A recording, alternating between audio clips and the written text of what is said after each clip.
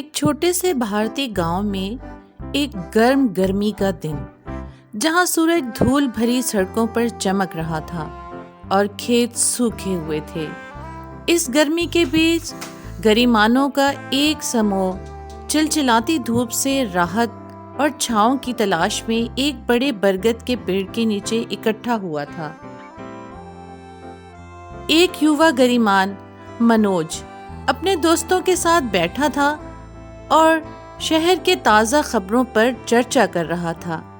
जब वो बात कर रहे थे, एक बूढ़ा व्यक्ति चेहरे पर थका हुआ भाव लेकर उनके पास आया। वो ताज़े तोड़े हुए आमों की एक टुकड़ी ले जा रहा था और उन्हें बेचने के लिए बाजार जा रहा था। मनोज के दोस्तों ने तुरंत उसे छेड़ना शुरू कर दिया और कहा, देखो, बूढ़ा आदमी अपने आमों के साथ आ रहा है। क्या आपको लगता है कि वो हमें कुछ मुफ्त में देगा? बूढ़ा आदमी, जिसका नाम रामू था, उन्हें देखकर मुस्कुराया और जवाब दिया, मैं बूढ़ा हो सकता हूँ, लेकिन मुझे अभी भी जीविकोपार्जन करना है। ये आम ही मेरी आय का एकमात्र स्रोत हैं। अपने दोस्तों के व्यवहार के लिए दोषी महसूस करते हुए मनोज ने रामू को उसकी टोकरी बाजार तक ले जाने में मदद करने की पेशकश की।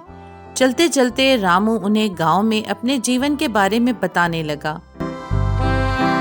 मैं जीवन भर यहीं रहा हूँ। मैंने इस गांव को बदलते और विकसित होते देखा है, लेकिन एक चीज जो निरंतर बनी हुई है, वो है अस्तित्व के लिए संघर्ष। रामू ने अपनी आवाज में उदासी का संकेत देते हुए कहा।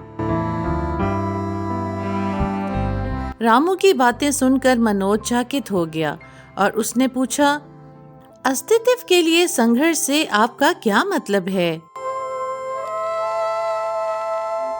रामू एक क्षण रुका और गंभीर भाव से मनोज की ओर देखा।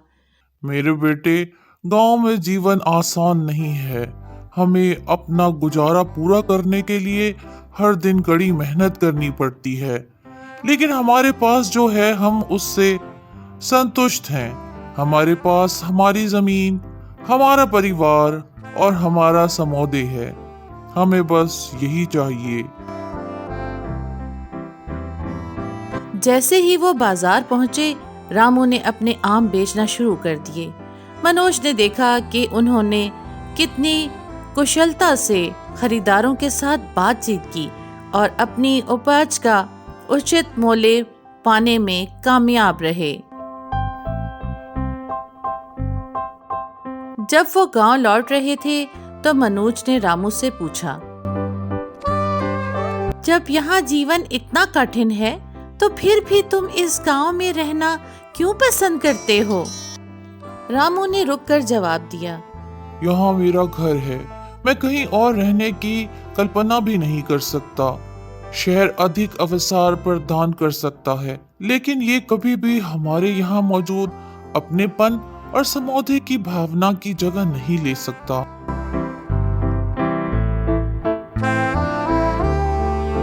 मनोज को अपने गांव और वहां के लोगों की सही कीमत समझ आने लगी थी। उन्होंने महसूस किया कि जीवन में भौतिक संपत्ति और विलासिता के अलावा और भी बहुत कुछ है। कुछ दिनों बाद एक बड़ा निगम गांव के खेत पर एक कारखाना बनाने का प्रस्ताव लेकर गांव आया। ग्रामीण नई नौकरियों और विकास की संभावना से उत्साहित थे, लेकिन रामू आश्वस्त नहीं था। वो गांव में घूमे, लोगों से बात की और उन्हें अपनी जमीन छोड़ने के परिणामों के बारे में समझाया। उन्होंने उन्हें इस भूमि को हासिल करने के लिए उनके पूर्वजों द्वारा की गई संघर्षों और भावी पीढ़ियों के लिए इसे संरक्षित करने के महत्व की याद दिलाई। ग्रामीणों ने चीजों को रामू के नजरिए से देखना शुरू कर दिया और प्रस्ताव को स्वीकार करने का फैसला किया। उन्हें एहसास हुआ कि उनके जीवन शैली और उनकी मूल्य किसी भी भौतिक लाभ से अधिक महत्वपूर्ण थी। ग्रामीणों ने रामू को उनकी आंखें खोलने और अपने गांव के लिए खड़े होने के लिए धन्यवाद दिया। विशेष रूप से मनोज रामू से मिली सीख के लिए आभारी था। उन्हें अपने गांव और उसके लोगों की सादगी और लचीलेपन के लिए एक नया सम्मान प्राप्त हुआ था। जैसे ही गांव में सूरज डूबा, मनोज और रामू बरगद के पेड़ के नीचे बैठ गए और ठंडी हवा और पके आमों की मीठी खुशबू का आनंद लेने लगे। मनोज ने रामू की ओर मुड़कर कहा, मुझे हमारे गांव की सही कीमत दिखाने के लिए धन्यवाद। मैं ये सबक कभी नहीं भूलूंगा। रामू ने मुस्कुराते हुए उत्तर दिया, मेरे बेटे, एक गांव की असली दौलत उसके लोगों और उनके जीवन जीने की तरीके में निहित है। और उन शब्दों के साथ वो दोनों अपने गांव की सुंदरता को संजोते हुए शांतिपूर्ण माहौल में बैठे रहे।